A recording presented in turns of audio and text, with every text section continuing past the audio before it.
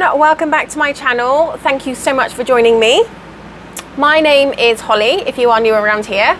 I do everything cross stitch. That includes non-full coverage, full coverage, heids, samplers, pretty much anything goes. As long as it's what I want to stitch, I stitch it. It is like 97 degrees here today. I'm so hot. I'm really sorry if you can hear everything. I've got both the air conditionings going. I have the fan going behind me, and actually today I've got my bread machine going. I'm making some bread. I don't know, I feel like I'm allergic to your bread out here. It's really bizarre. I don't know what it is. I've never ever had anything like IBS or anything like that ever. It's TMI, by the way. But I was having really bad digestive issues after eating bread. So I decided to make my own bread, and then I've got a really crappy little oven which doesn't do anything, and the bottom's burnt, the top isn't cooked. So I decided to bite the bullet because my dad is coming over in October, and he is definitely a toast person. He likes toast in the morning. So I bought a bread machine, and I kid you not, I have no digestive issues at all eating the bread from the bread machine. I guess it's because there's only like 5 ingredients in it, right? And then the bread out here has got like 50 different ingredients in it, and all the preservatives and the additives and everything else. And I'm wondering maybe that is what is kind of messing up with my system. But yeah, so if you can hear like any extra noise, surrounding noise, that's what it is. It's been a very, very hot, very dry couple of weeks. And we are like dying, like literally dying for some cool and dying for some rain. I can't use my arena at the moment because I still haven't got my water situation sorted out.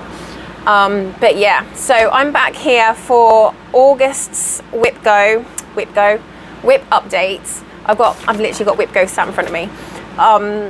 Whip updates. I've got a lot to tell you. I've got lots of life update stuff. Some good, some not so good. Welcome to my life.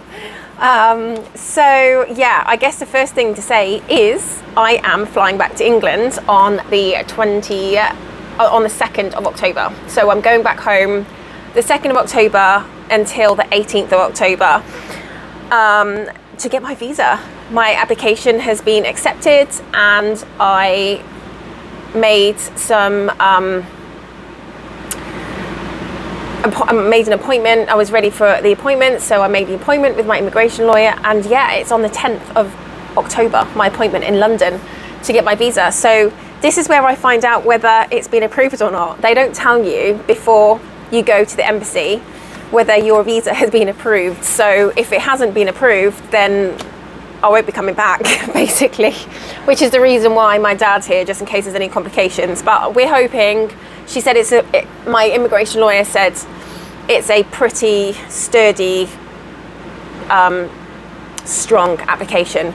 So yeah, I'm just hoping that it all goes through. But yeah, it's been a long slog to get here, a long slog. So yeah, so I've got some, obviously, cross stitch update. I've got barn update, which is, you won't be surprised, it's a complete shit show. More about that later. I have some land update, which isn't really anything. And that's kind of it, really. Plans. Yeah. So without further ado, let's get stuck in. Okay, so I know it's like 100 degrees in here, but even though it's like 100 degrees, I still need a cup of tea. I can't do anything without a cup of tea. It's really weird. And it's got to be hot tea as well, like hot British tea. It can't be iced tea. So anyway, you'll have to forgive me because all day today I've been walking like a zombie. I don't know, there's some kind of brain and mouth disconnection, like the connection's not there. So I'm trying to say something and I can't remember what I'm saying, and then it just ends up being gobbledygook. Yeah, so I feel like I'm really zombified today. I'm very tired. I think the heat has taken it out of me over the last couple of weeks. I haven't been sleeping very well either. I don't know why, just I've got really bad lower back pain and things like that. Nothing crazy. I have a hair appointment on Tuesday. I know my hair's gone a bit like, I'm desperate. Look at it. It looks like I've been dragged through the hedge backwards, but I've been to church today, and funnily enough, everyone at church is like, oh my gosh, I love you with your hair down, you should have your hair down more often. So I was like, yeah, that's fine. And then I'm sat in church, like literally baking, feeling like I'm going for menopause or something, and I'm going to die of like heat stroke, because my hair's normally up high off my back and my shoulders. So I really struggle with my hair down. My hair is never down. It's never down, but hey ho. So let's get stuck in. I'm probably going to do it in the order that I've got here. I worked on, this month, I worked on 8 projects. Yeah. And I've done a pitiful 6,053 stitches. But hey, this month has been manic. I've had a lot going on. You know, the fact that I've actually done some stitching is, for me, it's like, it's big. When I really struggle on the days that I do my sports massage, because I'm absolutely exhausted when I finish. I'm just so tired, physically tired, that I just when I come in, I just don't want to do anything. I literally want to cook dinner, have a cup of tea and fall asleep on the sofa. So on the days, unfortunately, the days that I've been doing my sports massage, things have kind of not really worked out cross stitch wise, and I majorly damaged my hands this month. I don't know what I've done to it. My ligaments have all massively flared, so I was really straining my like really straining my hand, and then it was killing me to actually do any stitching. So you know what, I am going to put my hair up. I'm so sorry, because like it's so hot in here. Stick a pen in it. Oh, there you go. Whoa. You can see how hot I am, even though I'm like really brown and tanned, because it's been like so baking out here. It is really hot. Right, let's get some stitching. Okay, so the first thing I am going to show you is, where are you? Peonies, pink peonies. So I worked on this one, that one this month. Where are you? Okay, so this is the one that I charted myself. There we are, pink peonies. I'm really sorry if there's a glare. Let me see if I can, I wanted to still have a little bit of light. Is that better? Yeah, that's a bit better. So yeah, pink peonies, absolutely beautiful. Love this one. I am stitching this one on 20 counts, 1/1. It's a massive project, this one. I did 548 stitches, and I'm at 2.59%. So this is probably what I'm going to have to say. This is what I did last month. This is what I did this month. So this is what I did last time.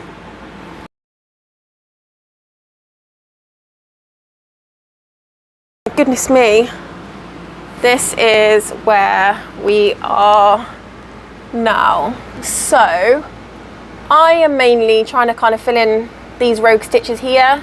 I worked in this area and I worked in this area. I don't think I did anything up here, but yeah, so 548 stitches. Doesn't look like I really did much, but yeah, it's coming in along bit by bit. I absolutely love 20 count 1/1. It's definitely my go-to. So yeah, and I love the colours. I love pink. I'm pink girl. I love pink and I love grey, and I think those two together. I love grey because it's really versatile. It goes with everything. So in my bedroom, so I'm not completely boring. My bedroom is kind of like a mustard yellow colour with the grey. When I say it's a mustard colour, it's not. I've got a wall in my bedroom like this, a wallpaper wall, actually exactly the same one, just in there, and then everything else is this grey colour. So, and then I've got accents which are mustardy colours, so I've got cushions and a throw, and my bedding's white, so it actually looks quite nice. But you can't have too much like overkill colour in a small space like this, because it just makes everything look a lot smaller. And I completely forgot where I was going with that. Yes, grey. I love grey and I love pink. Anyway, you're just going to get a load of rubbish at me today, seriously. Oh my goodness. I'm so tired. It's unreal. But it's the first today. And if I don't get this video out tonight, I'm going to upset a lot of people. So, oh, and also, I just want to say a massive thank you to everyone who has been posting comments about this whole bloody land thing, which I will speak to you about at the end of the video. And I am just blown away at how many of you have taken time out of your day to send me a really kind comment. And I'm just going to say I have taken your advice, and I will leave that there, and we will wait until the end of the video, because not everyone wants to know what's going on in my life. So I'll just keep this bit for the stitching. So anyway, so that was the Peonies. And the next one is, I think this one was my full coverage Fanatics. And this one is a Heaven and Earth design. And it's a quick stitch. It's not, it's a story keep. Rise of the Witches. And this one is by Lisa Parker. I don't know if you can see that. Yeah, Lisa Parker. Rise of the Witches, charted by Heaven and Earth Designs. Look how beautiful that is. I mean, I love the teals. It's just gorgeous. And I think the full coverage Fanatics, even though they're not running it, I'm doing it with someone else. I think the colour this month was black. So I don't have a lot of black. I haven't got a lot of black anything, really. I have a lot of black clothes, which is quite boring. But I'm just not a fan of the colour black in general. So everything I own is colourful. So yeah, so I'm doing this on 20 counts 1/1, and this is, first let you know what I stitched. I did 502 stitches and I'm at 11.98%. I'm stitching this on 20 counts 1/1 on like a Zygot type thing. This is where you saw it last time. Actually, do you know what? I'm going to put this up, and then, because I can do both of these together. This is where it is. So I'm going to put the other one down here. So yeah, what did I work on? I think I worked on this bit here. Maybe this bit in here. You know what? I really don't know, because it was so long ago now. I mean, we're talking the beginning of the month, and I can't even remember what I did last week. So I think we worked in around here. I don't know if I did any of this bit. This bit definitely. But yeah, I did over 500 stitches on this one.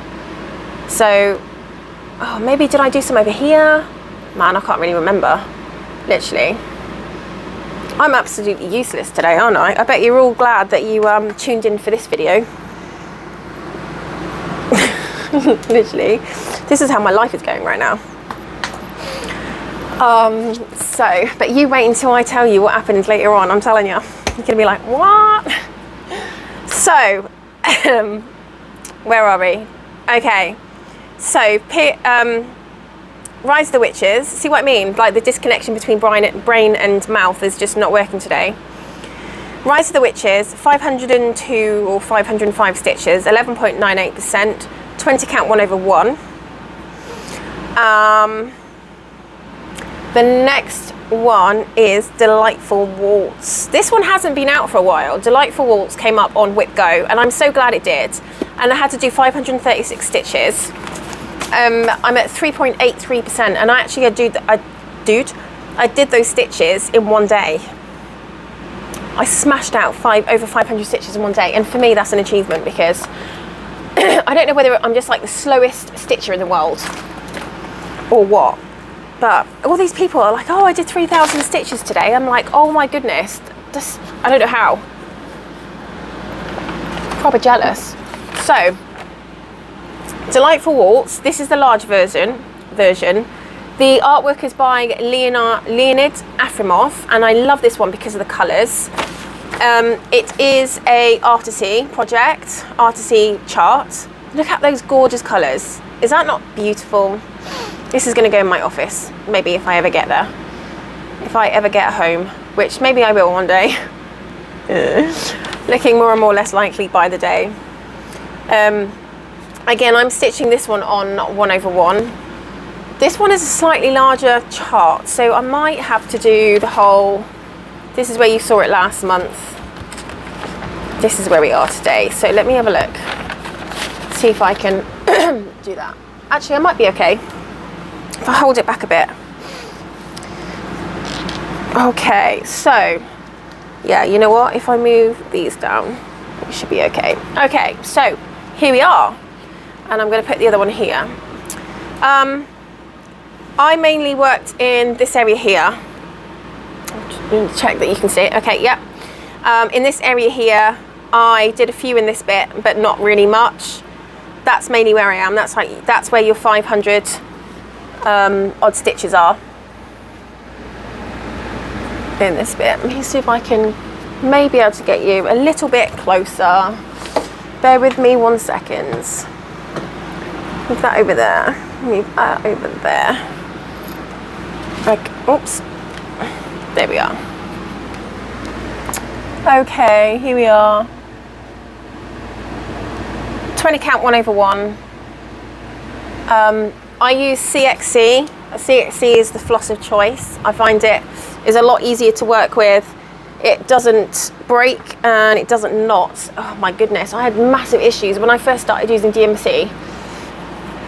I had huge issues with DMC, like knotting and breaking all the time, but I don't have any of that with CXC.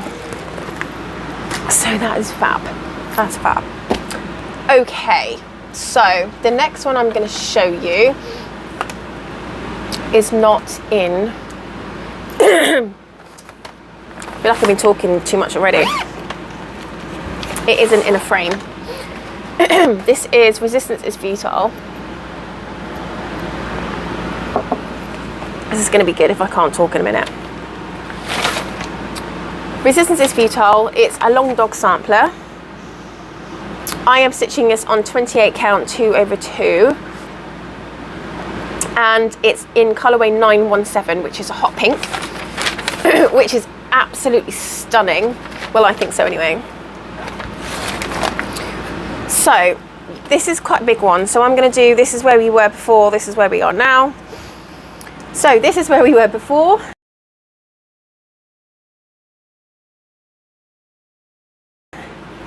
And this is where we are now. Okay, so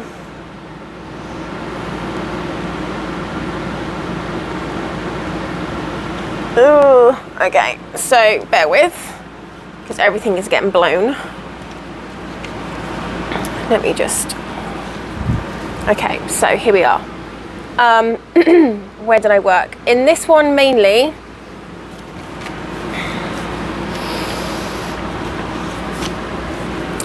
okay, mainly here, and here. I did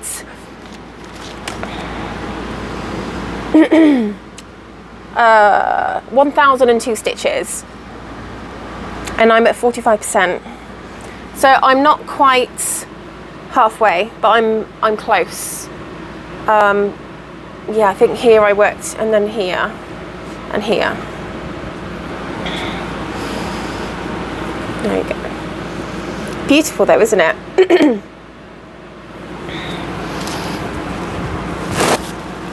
If anyone's interested in seeing the back, that's the back. I mean, it's not perfect, but I know there's a lot of back geeks out there who make their back look as beautiful as their front. I'm not showing you any hay backs, ever. I guess it's just, you don't want to see my backs. Not with my haids. So I do tend to travel. So I travel, so basically if I know that it's going to be covered by stitches, I can go quite a long distance.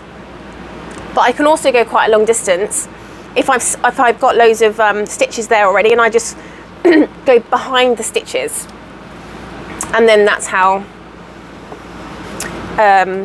I get to other places. I don't have the time, because I'm so limited in time, to cut my thread, to rethread it, to redo it again. I would rather just, yes, I know it's probably a waste of thread, but I just go for it. I just go for it.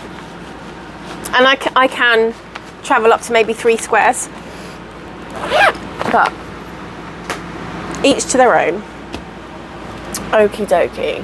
Just check the horses are okay. I feel like it's going to storm it. I mean, we need a bloody good storm, but yeah. Okay. The next one, I don't know if you can hear that, my bread machine started going again. Bookshelf. So this was on last month as well, and I had to do 2,000 stitches this month. I mean, blimey, that was a slog, I'm telling you. That was hard work. Bookshelf is an Etsy bought pattern by New Dream Stitch, and I absolutely love this one. I cannot wait for it to be finished, but I do love stitching on this one.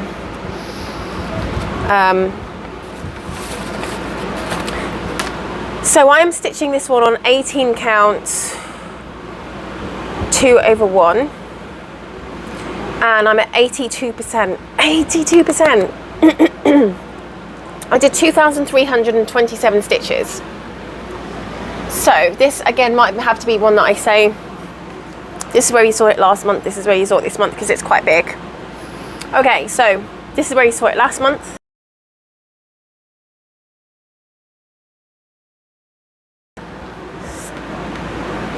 And this is where you are seeing it now. Okay, so I got a load of colour completes on this one, 5 or 6.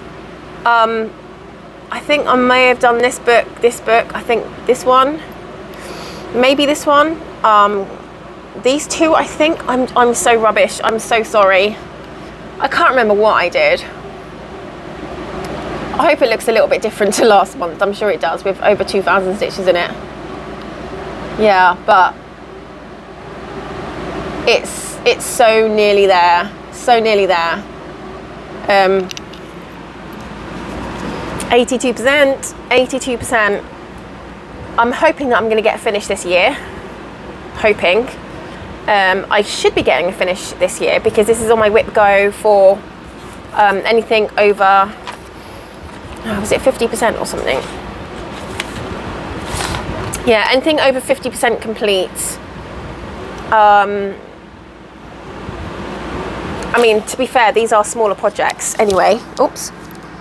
So, I mean, I'm certainly not going to put, you know, when my bookshelf, if the Bountiful bookshelf, if and ever if it gets over 50%, which is highly unlikely right now, I'm not going to be able to put that in, like, to do 50% of that, because we're talking 350,000 stitches.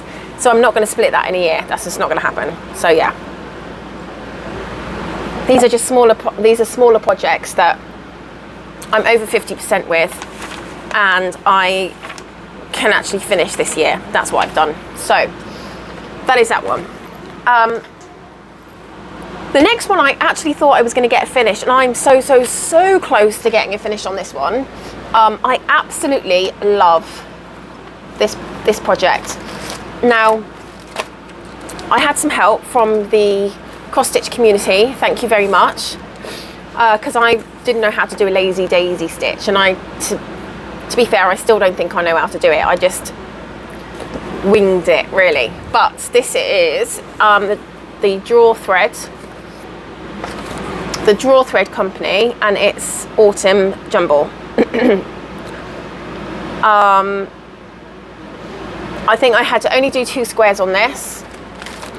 For this project, I am using the called for, which are Dinky Dies. What else? Dinky Dies. Oh, here we are. Needlepoint Silk Okay, so Dinky Dyes and Needlepoint Silk, and it calls for a Mill Hill Petite bead, which I never even knew, and I don't think I have, so I'm gonna have to order that at some point. So here we are. Here are the, it's actually really, I mean, these colours are so autumnal, they're absolutely beautiful. Obviously it's in autumn, can't wait for fall, I really can't. Absolutely gorgeous. So this is where you saw it last month, because it came up last month.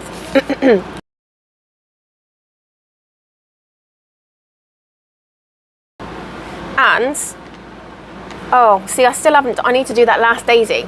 This is where we are now. So we are so close. I need to do another lazy daisy. Okay, so that are my lazy daisies. I know they're not perfect, but it is so difficult. Hang on, let me try and see if I can support it. It really is difficult doing specialist stitches when you've never done them. I did change this. Instead of it being, what was it supposed to be? Okay, so it's initial and then 20 something. But because I didn't think I was going to get 2024 in there, I just put 24. Oh, and that's not quite finished. I've got one more line of that taupe to go in there. And then it's finished. HV 24. I will have this finished. Okay, so I've got to do the back stitching here. I've got to do some back stitching on this one, and maybe some back stitching on this one. I'm not 100% sure, but I'm pretty much there. I've got pretty much 15 squares, almost. So that's not bad going. I don't know how many, I'm not really too sure how many stitches I did, maybe 100-ish. Maybe a little bit more, I'm not really too sure. So we'll see. Right, 27 minutes. Okay, so let me just put this back quick, and then I will jump to the next one.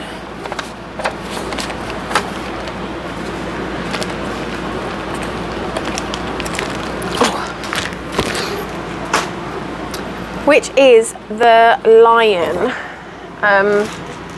This one came up again this month as well, the lion, which is fine because I love working on it. It's got a bit more block colour, so I don't mind working on the lion so much. So I had to do 500 stitches, and it is this one.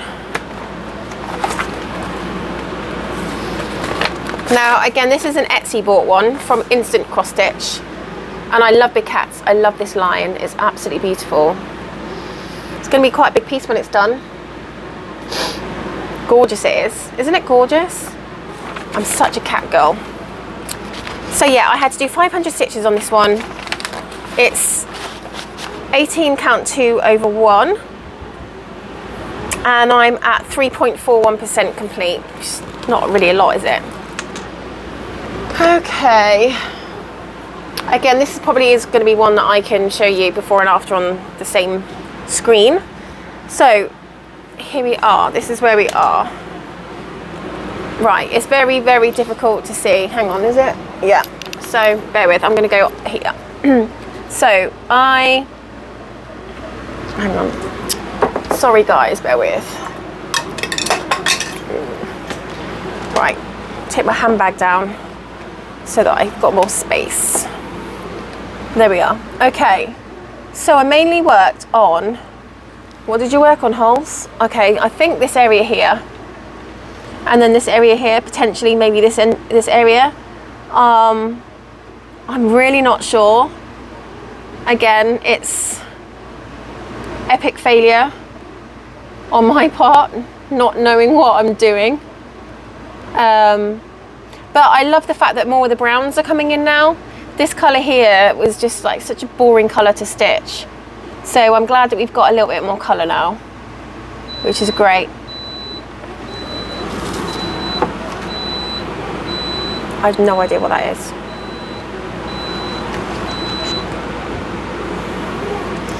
Okay. Well, whatever it was, I'm still alive. Didn't blow up in my face. Okay, so actually sounded like the bread maker, didn't it? Oh, that might be the point, that if you want to add anything to it, I guess. Like, I guess you can. Okay, so the next one I'm going to show you wasn't on my whip go this month because I kind of switched it with another pattern. So basically the pattern that I switched it with was 1 down 3 across, which is this one here. And this one, do you remember, is one that I did on my dyed fabric, and then for some, I don't know, I think what happened is that I made the catastrophic mistake of putting it in a square Q-snap, and then I was doing squares, you know, these squares, okay, no letters, just the squares. So when I then came to work on it again, I must have moved it round, and obviously a square is a square is a square is a square. It looks exactly the same, doesn't matter sort of what angle you have it. And then somehow what I've done is I worked on my project, having turned it 90 degrees, and then realised, because I kept it in the Q-snap, realised after doing, I don't know, quite a lot of stitching, that I was stitching it the wrong way around. So for this month, because I hadn't got some fabric that I was happy with, I ended up dyeing my own. I worked on my flag, which I love. Vivista's flag, this is the British flag. And I've slightly changed the different colourway on this one. So I am using, again, CXT threads. This colour is coming out really, really bright. And I think I've said that to you before. It's not really that colour, it's a lot darker. And then this blue is coming out like really blue, and again, it's a lot darker. So I've got 939, which is a called for, which is the lines in between. So you see those lines, that's 939. And then the blue is 312, and then the red is 321. And oh, itchy eye, sorry. The grey, which is not called for because I went slightly darker, is number 2.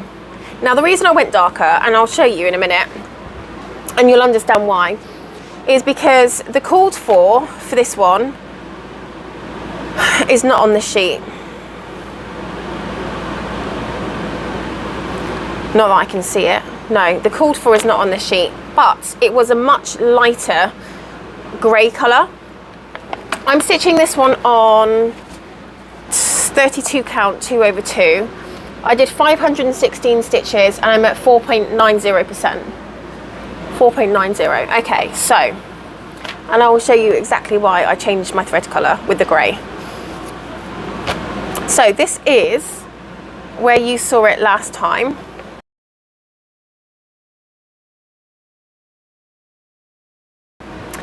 And this is where we are now. Now, can you see with that grey that you really can see distinctly the white patterns? So all of the white patterns here, you can see pretty distinctly, can't you? Because this grey is a little bit darker.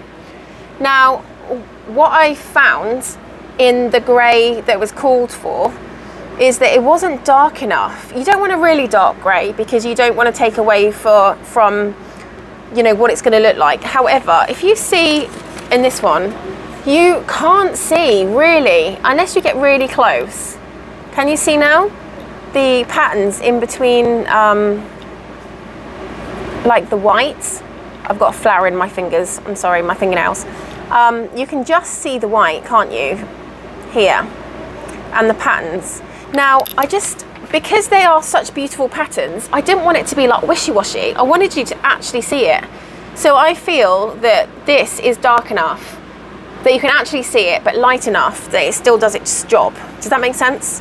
So I think I'm still going to get this effect But where you can see all the beautiful white coming through the red and coming through the blue, I think I'm still gonna get a good effect with the grey. So I worked on this one. I was supposed to do 500 stitches on 1 down 3 across,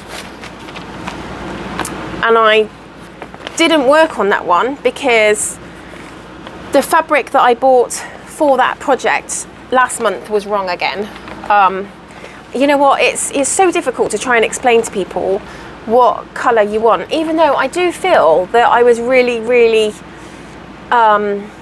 obvious in the colour that I wanted. So I was looking between the 383, it's either 4 or 5, I can't remember which one I told him, but it was either one of those, maybe 3834 and 153.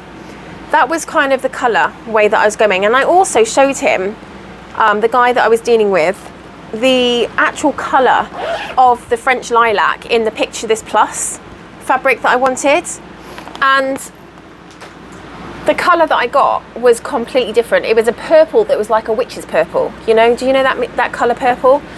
And I wanted a little bit more of a dark heather purple. So I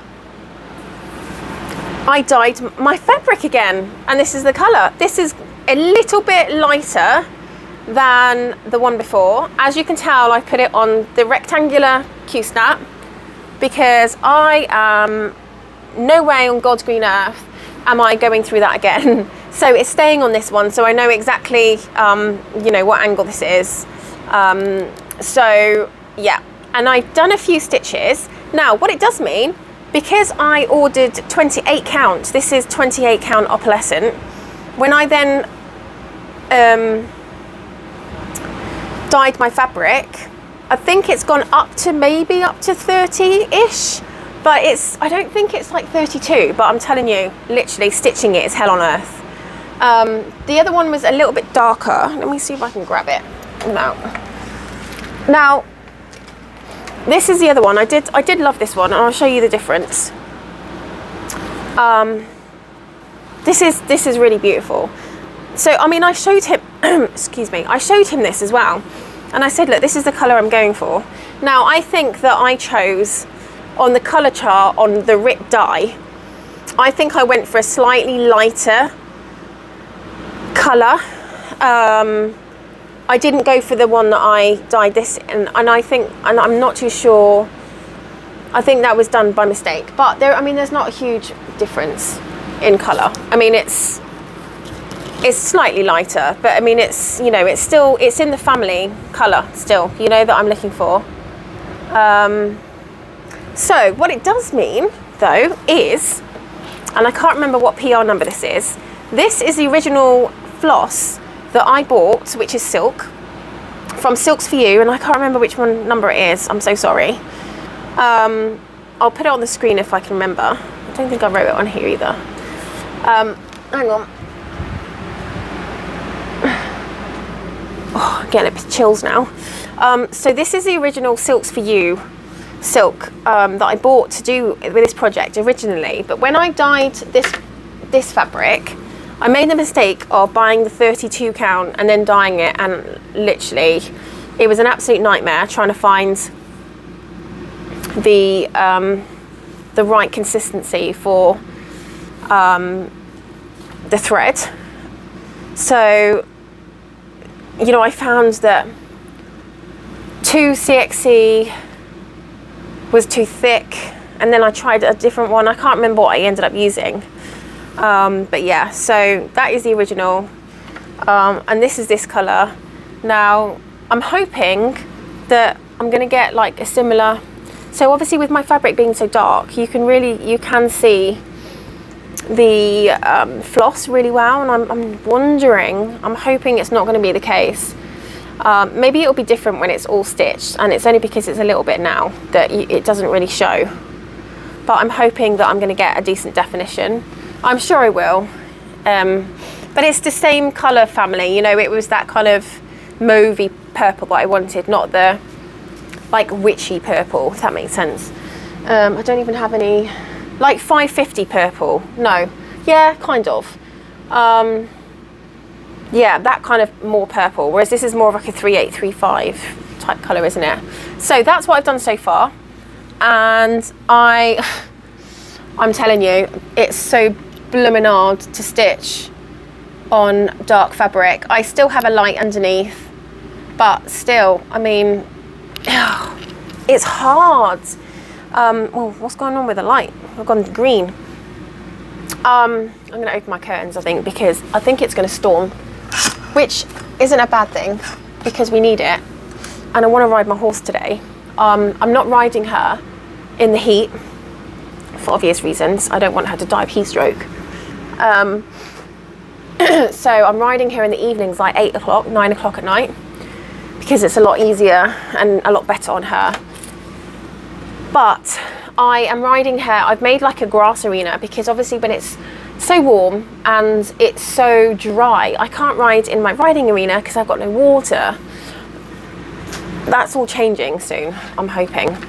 So this is, anyway, I went completely on a tangent. So this is, I think I showed you briefly, a long dog sampler, 1 down, 3 across. I've done a little bit of this one, I've done a little bit of here. And I'm sure it will look really nice when it's done. I'm hoping I'll get the definition. But I don't even know how many stitches I did.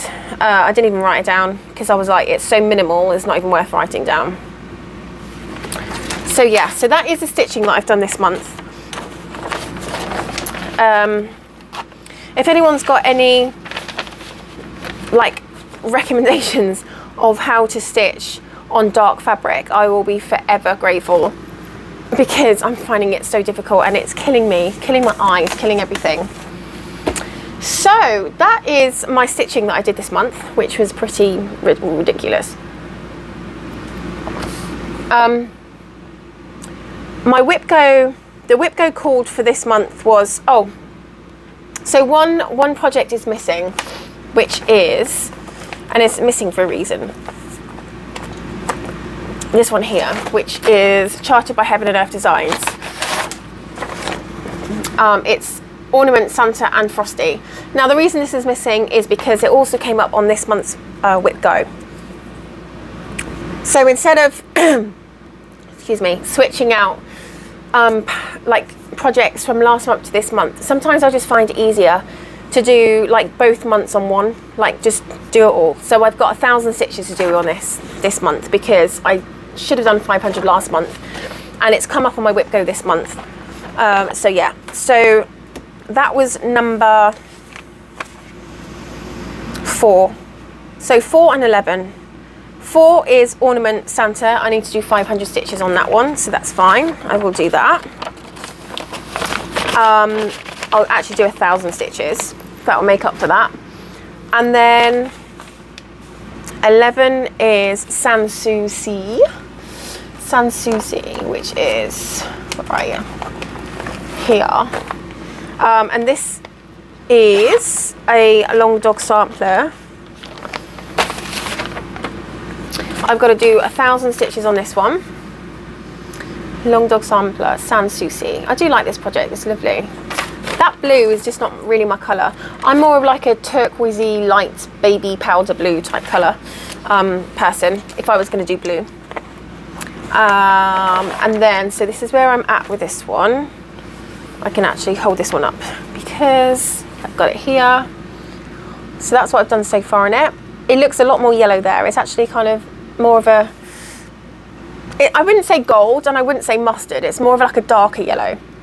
This light is not helping very much. So I've got 1,000 stitches to go into that one, which will be pretty easy.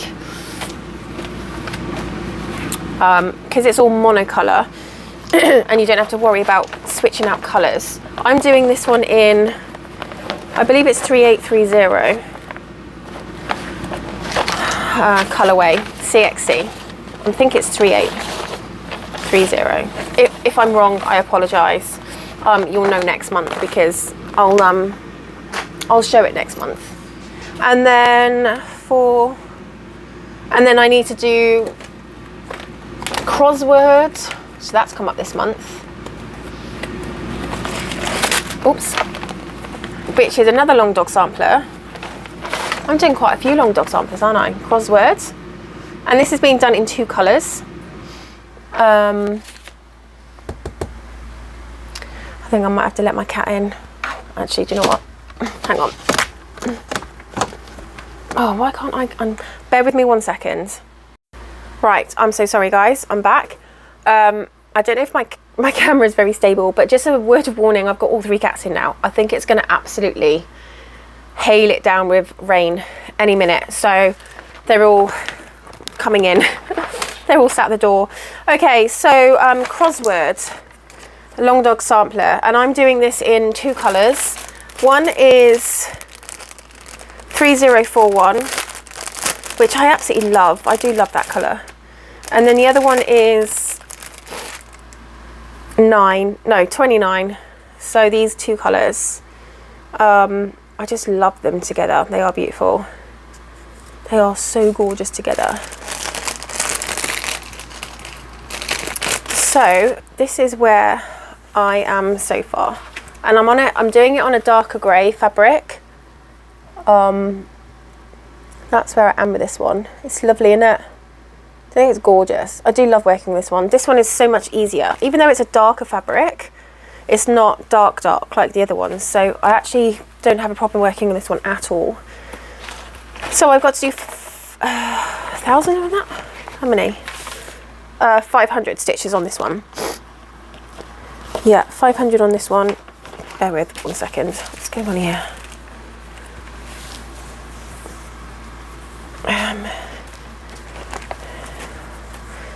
Sorry. Okay. Oh, has my aircon gone off? Oh my goodness me, my air conditioning's gone off because it's 77 degrees in here. How cool is that? It never normally gets cool enough that my aircon goes off. So it's definitely got cooler. I've got a 15-foot umbrella outside as well. So all of this is window, like window and then like a small gap and then window.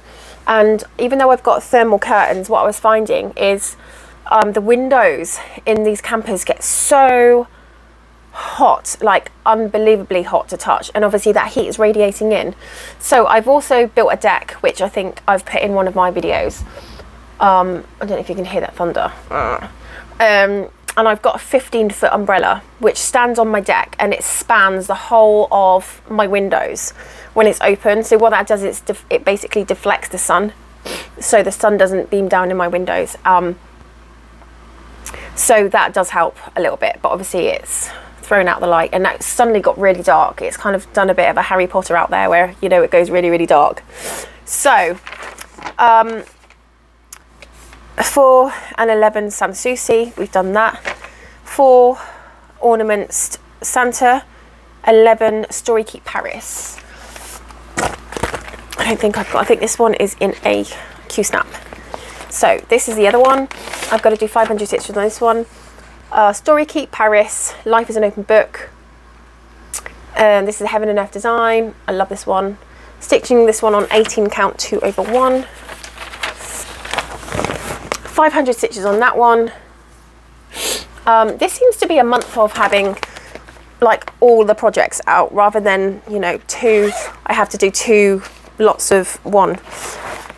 So the next one I have to work on is Alternative Reality, which is number 11, which is this one, which is by Josephine Moore, and it is a Heaven and Earth design. I'm stitching this on 18 count 2/1. This is where I am at so far. It's quite a big one, this one. Oh look, aircon's come back on again. Excuse me. So this is where I am so far. I don't know what percentage I am with this one. But yeah, again, this one is not going anywhere very quickly. This is 18 counts, 2/1. I love this, really pretty project. Way bigger than I thought. I think in hindsight, bearing in mind I didn't realise like that I love 20 count 1/1, and that is my go-to now. I would have done that in 20 count 1/1, just a heads up for anyone who's thinking about doing it. 20 count 1/1 full CXC is going to be your go-to. Well, is what I would recommend. So that is that one. Oh, and then I've got to do 500 stitches on Gobbler Farm, which is just nemesis. Oh, goodness me. This project is so confetti heavy that it drives me to distraction when I do this. This is absolutely stunning. Look at that. It's a Donna Gelsinger. It's charted by Heaven and Earth Designs, but oh my goodness, it is the biggest ball ache to stitch, honestly. I love the pattern, but wow, it's a lot. It's a lot. Gobbler Farm, Alternative Reality, and then last but by all means not least, I've got 4 more projects to show you for a couple of reasons. One is Peacock Love, and I need to do 666. That's not Peacock Love. I think it's going to absolutely hail it down. None of the horses are in their shelter, but they'll probably be glad of the rain actually. This is Peacock Love. It's a quick stitch. Again, it's in the Q-snap. I've got to do 666 stitches on this one. This is a Josephine Wall. It's being stitched on 18 count 2/1, and it's a Heaven and Earth design.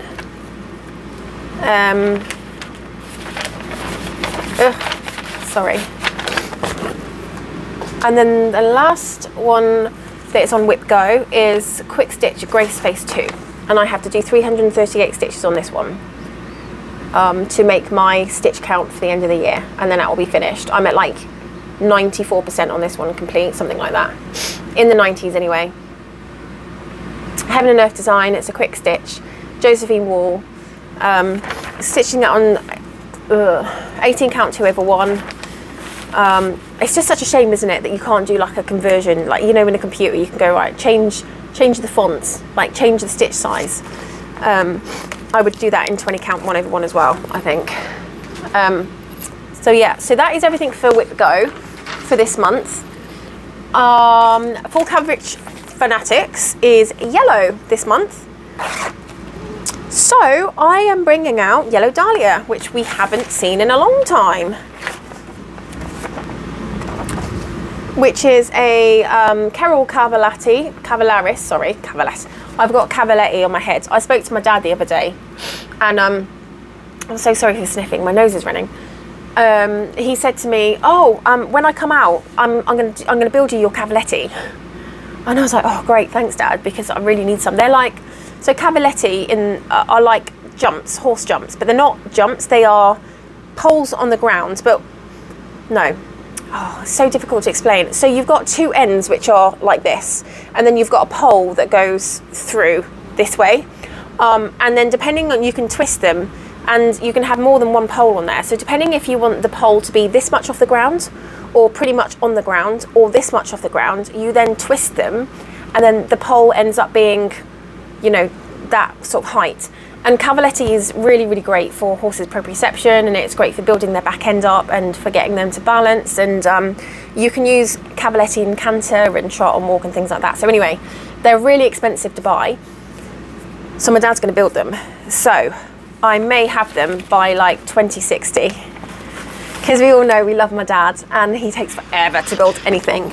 So I might have to be out there like helping him out a little bit, just to kind of, he's so like precision and attention to detail is his thing. But with Cavalletti or any kind of like horse jumps, you really don't need that level of, he's an engineer. I will say no more. He's an engineer, and everything is about physics and being accurate because you have to. So he's overly accurate, and some things take a little bit longer than they should do. So I think it might be nice actually for us both to do that together, and I think we probably will. So the next one I really want to work on, and I swear I have this conversation with you every single month. Every single month I have this conversation going, I need to work on my Bountiful bookshelf. Right, so I've got a super size max colour Bountiful bookshelf for my Sins. and I've done nothing on this for the last couple of months. That's the thunder.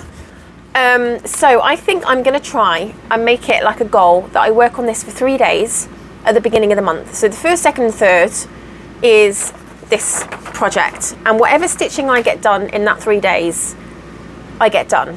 At the end of the day, I'm going to try and set it to like a minimum of 500 stitches a day, but we will see. But you know what, 3 day stitching is better than no day stitching, and 50 stitches is better than nothing. So I can't imagine I'm going to do 50 stitches over the whole 3 days, but unless I set an actual stitch count, it's no good for me saying, oh, I'll do 2 days or 3 days, because I'll be like 26 stitches in and I'll be like, oh, do you know what, I'll quit and work on something else. But I've done a day. That doesn't work with me. Otherwise, I just won't get far enough along, you know? So I have to give myself a stitch count. This is the stitch count that you need to do. I might just set it to like 400 per day. That might be a little bit more doable. And then if I do 500, then great, I'll do 500. And I'm actually going through Outlander at the moment again. We've got season 6 out now on Netflix, which is amazing. And of course, I have to go through every single season from 1 to 5, which I've gone through already, but you pick up different things. I stitch when I watch Outlander because I absolutely love it, and it keeps me busy. I'm not very good at just watching something either. I can't just sit down and watch something. I've got to be doing something with my hands, which is really, really weird. So I love watching Outlander because I've seen them all before, and it's easy to see, easy to watch, easy to follow. Game of Thrones, on the other hand, is like an impossibility to try and stitch with because I cannot follow that at all. I've tried reading the books. I have watched seasons 1 to 5, but I'm still so confused. There's so many integral parts of that. There's so many kingdoms, so many people in each kingdom, and I'm like, is he for that kingdom or that kingdom or that kingdom, or what kingdom is he batting for, you know? And it just, the whole thing just confused me from start to finish, whereas Outlander is so easy to follow. So that's what I'm doing. I'm doing Outlander. So that is everything for the stitching. So let's get on to, so that's everything for the plans for the month of September. We are in September. It's the 1st of September today. I'm so thankful that we are finally going to be coming into cooler months now. I don't know what September's going to be like, but today was like high 90s. I'm still dying. So what's been happening? Okay, so I fired my builder. Not the one that deals with my arena, the other builder that was building my barn. Basically, his attention to detail is beyond shocking. I'll try and put some pictures in. So I've got windows. I've got 14 window or clear panels in my roof, and I've got purlins that run all the way along my roof. And the purlins are there because they cause strength to my roof. And this guy decided, without even asking me, because I would have phoned my engineer otherwise, and he's cut all my purlins where my roof, my clear part of my roof is, and I'll show you like the before and after. So what he's done is basically significantly reduce the strength of my roof. A bit of a nightmare, really. So that was strike one. I did have a conversation with him after that to say that if you are going to cut anything, change anything structurally, you need to ask me, because I have to get it covered by my structural engineer. It has gone really dark out there now. And he was like, yeah, that's fine. Second thing, insulation. I'm having my roof insulated because I have got a client in Social Circle who's absolutely lovely, and she's got a barn, a much smaller barn than mine, like a fifth of the size. And she's got just a metal roof, and until I had the insulation put in, I had just a metal roof. And I remember we were under her roof and it was absolutely storming it, raining, and I could not believe how loud the rain was. I mean, it was scary loud, like ridiculously loud. And I was thinking, oh, you know, all I have to have is like a nervous thoroughbred that's going to end up losing his head in a stable and causing havoc. So I spoke to my dad and said, look, I think realistically we need insulation, but not only that, to keep it warm in the winter and cool in the summer, because obviously the metal roof absorbs a lot of heat in the summer. It's mainly the summer than winter. I mean, the winters, no, horses can keep themselves warm as long as they're eating. But the heat that comes down on that metal roof is unreal. Now, it's like 11.5 at the eaves, 11.5 foot at the eaves. So it's quite a high, and it's a 2-in-1 pitch. So the roof is pretty high. So heat will rise, and it will rise above the 8-foot dividers. So where the horses are, they won't be overly warm. However, hi buddy, you right? You want to come say hello? However, oh, come here, sweetheart. This is Rascal. Say hi, Rascal. Hello. Oh, you're all tied up. Oh. Oh, Rascal, what have you done? Man, why do you always have to step on my keyboard? So, we've got 2-inch. Don't rub against that, please. We have 2-inch insulation for the heat. And so basically what he did is he threw up the insulation, and there are like gaps like this in between the boards where he didn't slide them over. And so the guy, my arena guy, came out and had a look and basically said to the guy that was building the barn that he had to fill in, because basically he nailed it up with quarter round. Rascal, I don't need you to touch my camera, please. He nailed it up with quarter rounds, and that was another disaster as well, which I'll tell you about in a minute. But basically there was gaps like this. So gaps like this, 2 inches, an inch and 3/4 inch, quarter of an inch, all over the place. I literally just lost my electric then. I heard my air conditioning in my bedroom go off, and that doesn't go off, that's not on a temperature gauge, that just went off and then came back on again. Interesting. Yeah, my internet's gone. Oh my gosh. Anyway, so he made him basically cut strips and put strips in all of the insulation. But what it's done is basically I spent 11.5 grand on that insulation, and what it's done is, by him being a buffoon, like, it's not doing its job now because there's gaps. Now, even if you do fill in the gaps, it's still, you know, you're going to still have pockets. So that was the second strike.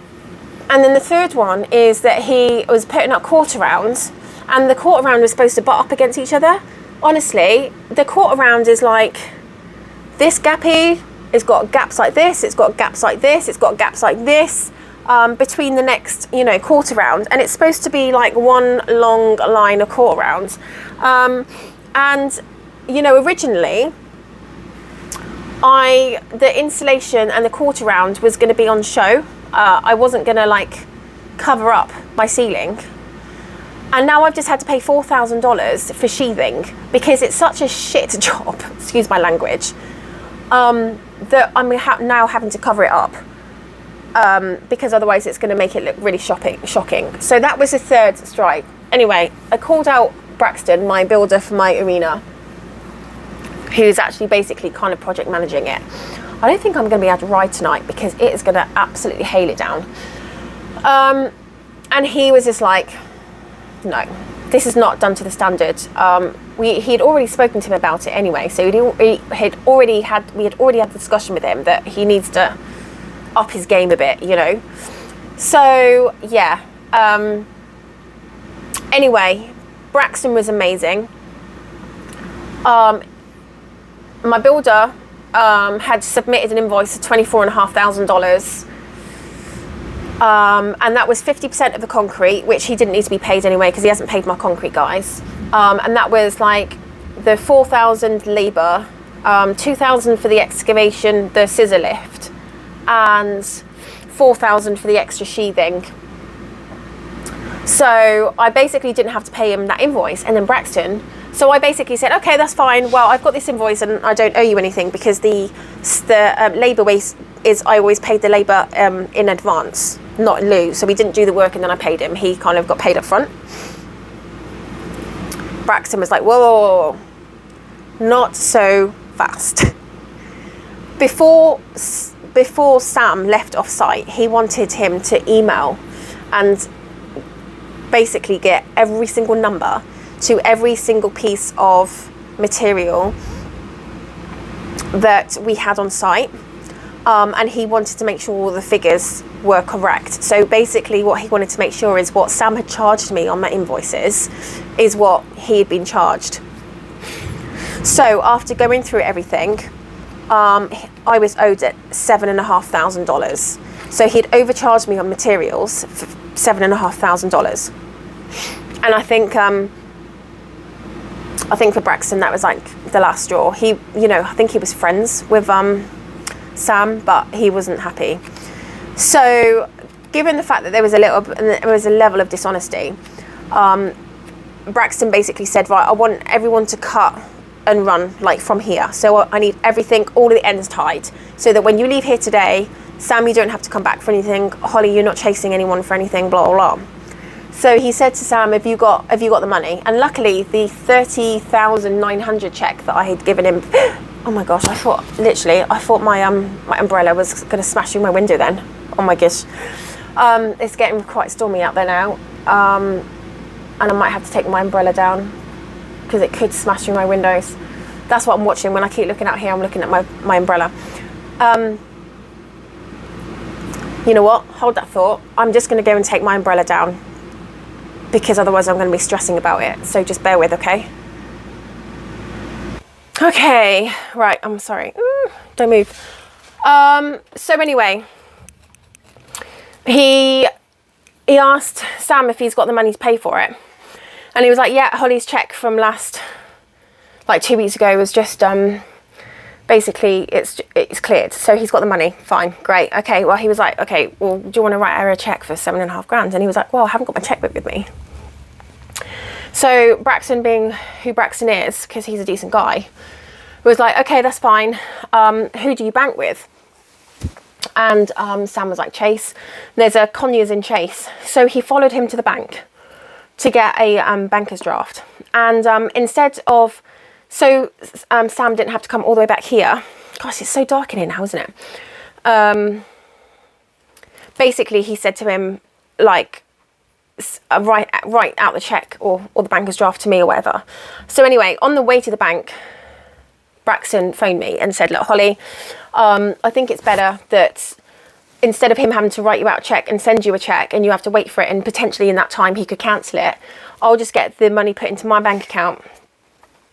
And then I know it's clear, I know it's back in the budget and everything's sorted out. Now I trust Braxton like implicitly. He's got to be doing, Braxton is now doing my barn. So, and I still owe him for some groundworks that he did around my arena. So, and that's about $7,000. So it's not really an issue. So now Braxton's having to do the whole entire barn. And basically what he was trying to say to Sam about, you know, the budget is that I still need to do a lot more improvements to my arena. So what he's decided is we need another surface. So I've got a surface, but we need an additional service, two additional surfaces. One is he's going to put in like almost like a concrete base, like an M10 in it to kind of stabilize the sand, because on its own the sand is not stabilized. He is then going to put in this GGT fiber, which is hang on 2 seconds. Oh, I don't know where oh yeah, there we are. So this is GGT and it's a fiber that goes in the arena. When I say to you that the riding arena is a science, it really is. So, oh, you can't even see that. There we are. So it's like a carpet fiber almost. And what it does is it helps with stability for the horse. It helps for a softer landing. and it also keeps in moisture. So in order for the arena to be kind of really rideable, it has to have a lot of moisture in it, and sand will dry up if it hasn't got anything in protection. And I only need 1% of this to go in my arena. I don't need a lot. It just needs to be mixed in with the other two, or the other substrate that he's going to be putting in it. So there's a lot more to be done on the arena to make it rideable. So I thought the barn was now going to be delayed another 5 weeks, but Braxton has got an arena up in Ackworth that he's starting for 5 weeks, which is hence the kind of... Oh, that's my bread maker. And then, yeah, so he's got another 5 weeks on that. But then he spoke to the owner and said, look, you know, I need to sort this out. Would you mind if I just kind of postponed your arena for like a few weeks? And she was like, yeah, that's fine. So she was really nice. She's not desperate for an arena. She's already got one. She's just having a separate arena resurfaced. So for her, it's not an issue. So he's working on my barn now. And I will, I will put in pictures when the roof is done and I'm happy with it. At the moment, it's an absolute... It's a shit show. I mean, it is like upsettingly, like looking really disgusting right now. So, let's get on to the good bits. Land. So after last month, y'all, a lot of you messaged me and was like, you need to get yourself a lawyer, love. And I didn't think I'd ever be able to afford one. But then I did some research, and there was a lovely lady in Covington, and her name is Cheryl Freeman. So I paid $350 for a free consultation. And let me tell you, that was the best $350 that I had ever spent. So basically, in a nutshell, because although I had an agreement with... It didn't in the agreement say that she was going to own or finance the land to me. Okay, that's fine. However, there was always implied, and it was always implied because the emails that had sent back and forth had implied that because owner finance had been taken off the table. So if owner finance was taken off the table, it must have been on the table to begin with. I'm just going to drink some really cold tea and it's disgusting, but bear with. So, everything after, when was it? Everything. So anyway, so my agreement came up on the 15th of July, and then everything after that went really quiet for like 2 weeks. And then, after that 2 weeks, I got, and I'm going to read it off here because I didn't print it off.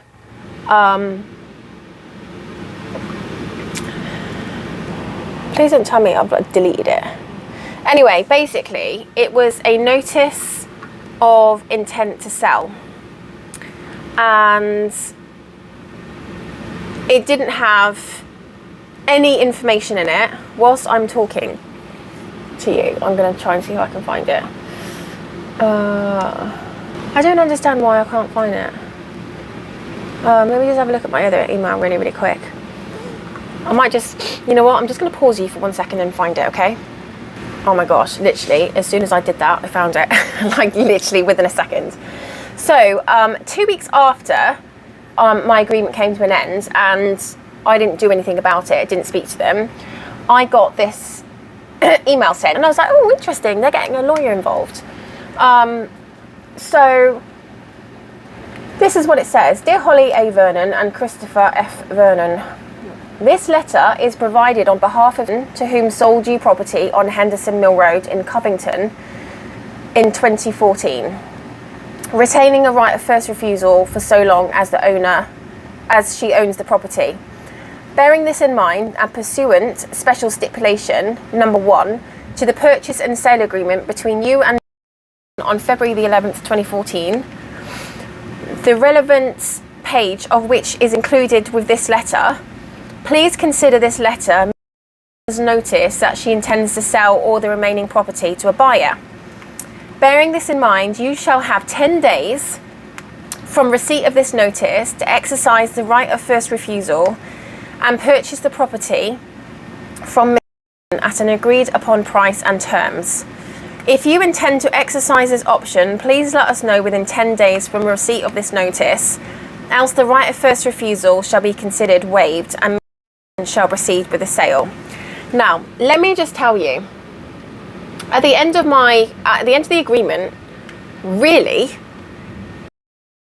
should have given me my $15,000 deposit back, which she hasn't done. Now, have I asked for it? No, I haven't asked for it because it's not up to me to ask for it. The agreement came to an end, and in that agreement it says that if we can't come to any kind of an understanding or an agreement, or put anything in place, then I get the $15,000 deposit back. That's what it says, plain and clear. She hasn't done that. So obviously, if this went to a court of law and the judge asks her whether she gave me that money back, she can quite clearly say, no, I didn't. So after that, I spoke to my dad a bit, and I was like, it's funny, isn't it, that this land that is completely landlocked pretty much, it has gone within 2 weeks, and it took her over a year to sell her property with a house, and it took 3 years to sell some of the land that is on the main road, on the main Henderson Mill Road. Yet within 2 weeks, she's managed to find a buyer to buy some landlocked property that has got a 3,500 foot variance through it, which, bearing in mind, needs to be built. I mean, you cannot access that property until you build that road, okay? So this piece of property that's completely landlocked, has got no electricity on it, it's got no water on it, and before you do anything, and also the whole entire land is a shit show, like she's let it overgrow massively, so it's got a load of gum trees all over it. So not only have you got to clear it, get electric on it, get water on it, and build a 3,500 foot road just to get to it, she sold that pretty quick, so she's done really well. So I said to Dad, I think they're calling our bluff, basically. She's trying to put this, make me scared and think, oh my God, Dad, they've got a buyer for the land and I really want it. So, let's just go and get a third mortgage because I've got 2 mortgages already. I don't need another one. So I said, look, let's just take a minute. I think that she's calling my bluff. And Dad was like, yeah, actually, I agree. But also he was like, there's nothing in there, Holly. It doesn't tell you how much the land is going for. It doesn't tell you which piece of land she's talking about. It doesn't tell you hardly anything. It's got no information. So I went to see a lovely lady called Cheryl Freeman in Covington. Oh, that's the reason why I couldn't find it, because it went to my .co.uk account and not my business account. So where are you, Cheryl? Let me just put her in here.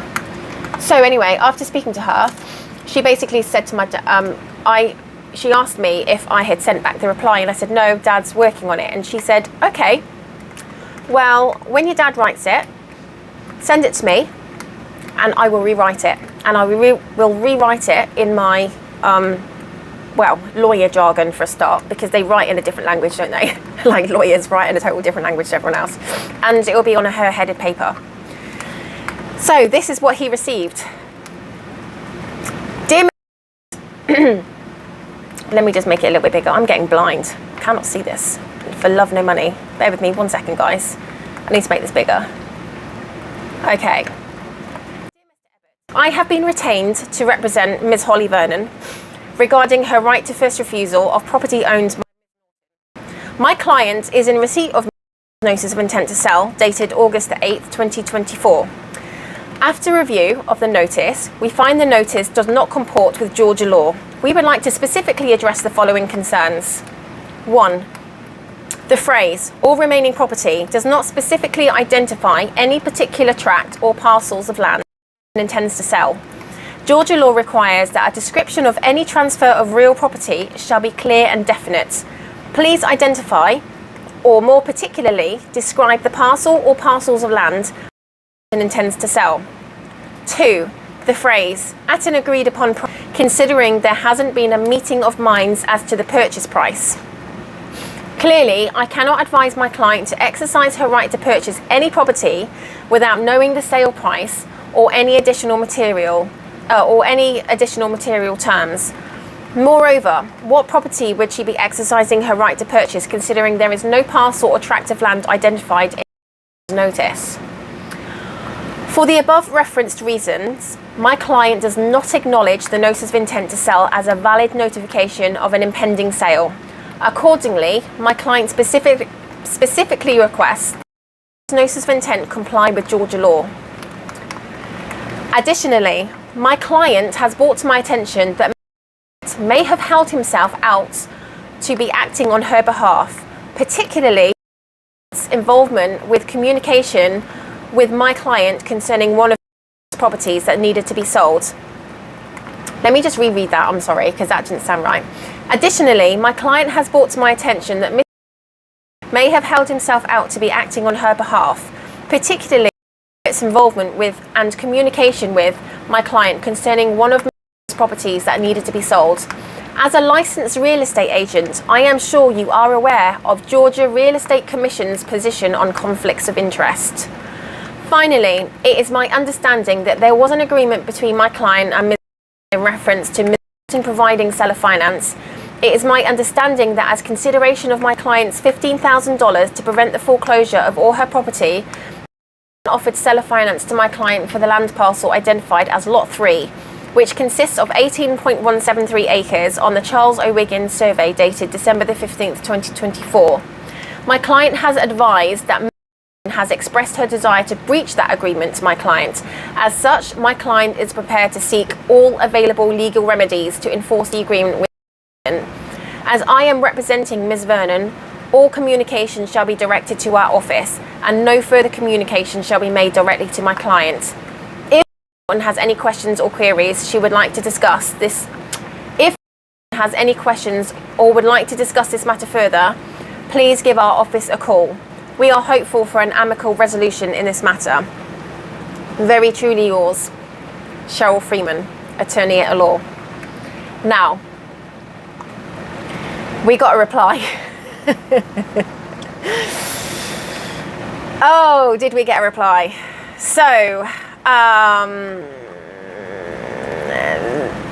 this is his reply. This is reply. Let me see if I can make this a bit bigger. Okay. Cheryl, thank you for your email. I will consult with our in-house attorney and provide a formal response as soon as I can. However, I want to make it absolutely clear that I never misrepresented my role to Holly or Chris Vernon and have expressed to them on numerous occasions that I only represented the best interests of He never did. That's bollocks.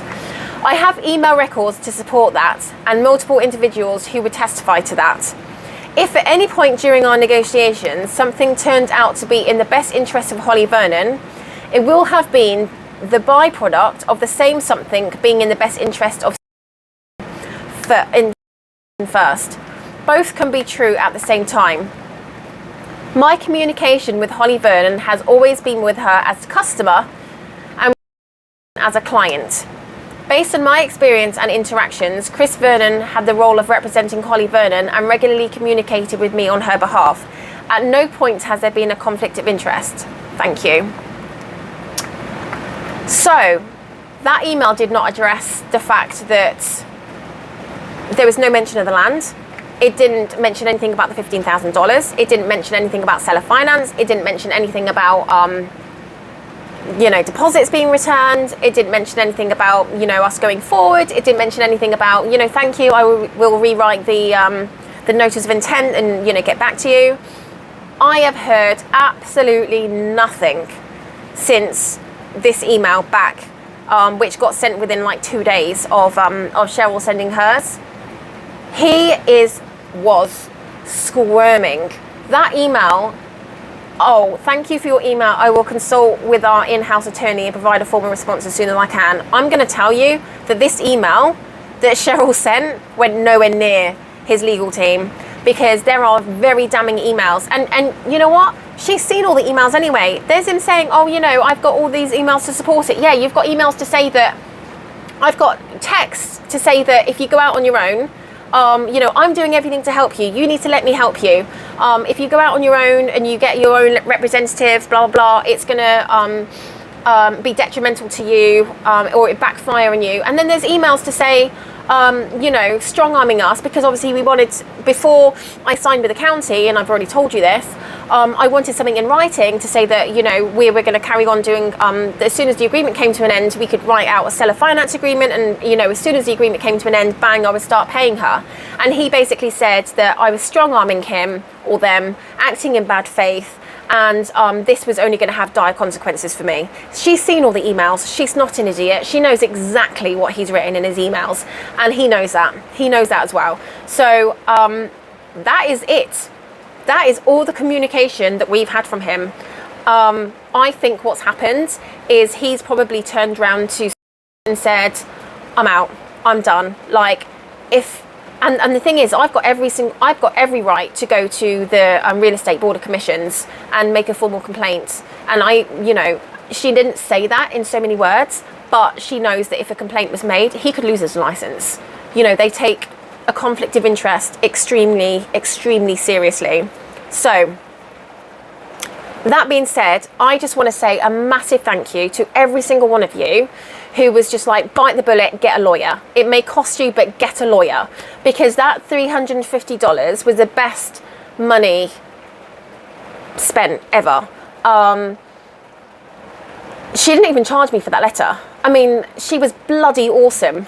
And let me just tell you, I'm not strong-arming her to do seller financing, okay? That's not what this is about, okay? That was offered on the basis that I gave her $15,000, which went on the land, in order to get her out of a foreclosure. You know, I said to her at the beginning, I'm probably not going to be able to get a bank loan, because depending on where I am and, you know, what I've got going on at the time and this, that and the other. And when I say I'm not going to be able to get a bank loan, it's about being able to afford a bank loan. Yes, I could get a bank loan, but the thing is that I have to be able to afford to pay it. I've already got a mortgage on my land. Having another mortgage on another piece of land for 18 acres, which isn't going to generate me any income, is a really stupid thing to do. I need to get my barn built. My barn is going to generate me income. So, anyway, what was interesting is my other neighbour, the nice one, Jamie, she said to me, I'm really interested in the pond property, which is the property that's kind of like directly in front of mine, I guess. It's closer to the road, so you have to go through the pond property in order to get to mine. And because of this bloody variance that's going through the whole of her property, basically cuts her property in half, she wants to secure the pond property so that no one else buys it, and that she knows that no one's going to put a variance through her property. Now, the other neighbour, who's like I'm not on good terms with, apparently she did an owner finance agreement with her, and she hasn't not paid her a dime. So what's interesting is, after I told Jamie about this, because obviously this affected her as well, because if this is someone external that is wanting to buy the land, then this obviously affects Jamie, because they need to be able to put a road through to get to her property, their property. So she was like, oh, that's interesting. And so she said, okay, she said, would you mind if I phone myself and ask if, because I also said to her that I think he's calling my bluff, if I can buy the pond property. And I was like, well, do you know what? Because that will do two things. One, that will make them aware that you're interested in buying it. And the pond property can't go without the 18 acres being sold. County will not sell the pond property without the 18 acres. They have to be sold together. Now, the 18 acres can be sold without the pond property, because you don't have to go, for me, I can buy that, because you don't have to go through the pond property to get to the acreage. I just, you know, go through it through my land. But if someone like Jamie or someone external came on board, the 18 acres would have to go at the same time. So that would do that. Plus, I would know if she's calling his bluff, if he is calling our bluff, if is calling our bluff, because of course when she phones him, he's going to be like, oh, well, you know, we've got interest already, and then they'll be able to talk about that. So she phoned him on the Friday, and his words to her were, I will speak to him and I will let you know, but please just be patient. And so then after she came back to me and she said, well, he's going to speak to... So that does one or two things. Obviously, one, they are calling our bluff, and it was just to try to see if they can rattle me to try and get me to get a loan on a piece of property that wasn't going to generate any income. Can I just say that at the moment I'm paying over 10% on my interest for my loans right now, and it's killing me financially. So there is no way on God's green earth, if she wasn't being serious, that I was going to get rattled and get another bloody loan and pay 10%. That's what I'm paying at the moment on my interest and my mortgages. So no, I'm not doing that, and I'm not willing to jeopardize my business, and I'm not willing to jeopardize my financial situation, because Susan can't get her shit together and has made such poor choices throughout her whole entire life, basically, that she's got herself in such a mess financially that she's been foreclosed 4 times. The reason she's been foreclosed 4 times is because she hasn't got a clue about how to deal with her financial situation. I'm on a visa, okay? If I don't pay, I'm going to get deported. It's not just easy for me to like go, okay, well, I'll just go home. I've got nothing at home. I've got no house, no car, nowhere to live. I've got nothing, no job. I've got to fly my horse back home. It cost me 20 grand to get my horse here. It's probably going to cost the same to get my horse back. I haven't got that sitting in my bank right now. I've also got to now fly 3 cats home, because although I brought 2 cats out with me, and as much as Garfield drives me slightly insane on a daily basis, I'm not going to rehome him. He will come back with the boys. And that's probably going to cost like 5 or 6 grand. So, before I've even started, I need 25 grand just to get my animals back home. Then I need to sort out selling this place. Then I need to close my business. I'm not doing it. So I'm not jeopardizing my financial position, and considering she's treated me so poorly, why the hell would I? So basically, best case scenario is Jamie buys through traditional finance the pond property, and then I owner finance the 18 acres. Now, with that case scenario, she can't turn around to me and say, I can't afford to owner finance. So this is perfect for her, because she gets a monthly income from me for seller finance, and then she gets a load of money up front. Job done.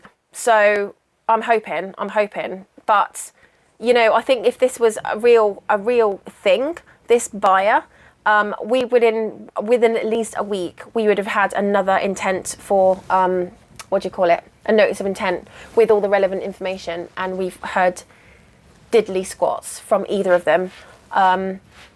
So yeah, that's kind of where that is. But it's not a problem at the moment, because I can do without paying like another $600 out a month. But if I had to, I would. But yeah, so at the moment, I'm just letting it go. She's still got my 15 grand. That still gives me an element of, I still have a kind of leverage a little bit with that property, with her having the 15 grand. So I think that was pretty steep from Cheryl, and I don't think he was expecting it. I think they got completely blindsided. So basically, she needs to back down and deal with it, because potentially she could be looking at a lawsuit. So anyway, so that's kind of where we are with that. So Braxton's coming back Monday, and I'm very aware I'm like running massively over time. Braxton's coming back Monday to sort out the barn. And then I think that the week after he's grading it, and the week after we've got the concrete coming in. So yeah, things are looking up, I'm glad that the land's gone quiet. I'm glad about that, because I've got so much to deal with right now. Oh, I'm relaunching a brand new website for my business, and I'm putting a saddlery together, like a tack shop, to try and generate some more income. So that should be going live next week. So working on that, getting some products up for my saddlery business. And yeah, massages kind of as it is, clients book in as and when they need me. But yeah, things are kind of, they're good at the moment. I think even though I'm having all this drama with the barn, it's done and dusted. We've got another 7.5 grand in the bank, which is amazing. So that will probably pay for my surface. Well, at least one of them. Anyway, I think he said I needed about 15 grand. I've already paid about 25 grand for my arena. So the whole bloody thing is going to cost like 40 grand before it's finished. But I need it. It needs to be done. It's got to be done right. I've got a whole sprinkler system going in as well to keep the surface moist. I don't like that word, but yeah. But yeah. So things are kind of okay. Things are okay at the moment. Next month, so this month, September will be fine for stitching, more than likely, but October, because I'm going home for 18 days, I don't even know what I'm going to be able to do in October, because I'm going home for 18 days. The back end of September, my dad's coming over, and then he's probably going to be here about a week after October. I come back, 18, 9, 20, 1, 2, 3, 4, because he's probably going to be here till the 25th. And then shortly after my dad goes home, then my friend Sarah comes out for a week. So I don't know, I think October is going to be a no-go for stitching, but I will try my best. And even if I haven't got anything stitch-wise, I will definitely do a stitch with me, because I can fit one of those in, and I will do an update on the barn, a life update. So yeah, so thank you so much for watching, everyone. I'm so sorry if I bored you. That was never my intent, but there's just a lot to get out. There's a lot going on, basically, and yeah, so thank you very much for listening. If you haven't already done so, if you could subscribe to my channel, I'd really appreciate it. I don't do anything with regards to adverts, commercials. I'm not monetized. I don't intend to be. That doesn't interest me in the slightest. So if anyone's getting any commercials, I apologise. It's got nothing to do with me, and I would recommend buying the premium version of what do you call it, YouTube. And I'll tell you what, you will not be disappointed. It is like, oh my gosh, I would never ever go back to a non-paid subscription with YouTube ever again. It's just a delight to watch now. Anyway, thank you so much, guys, and I will see you next month in my September video. Cheers, guys. Bye.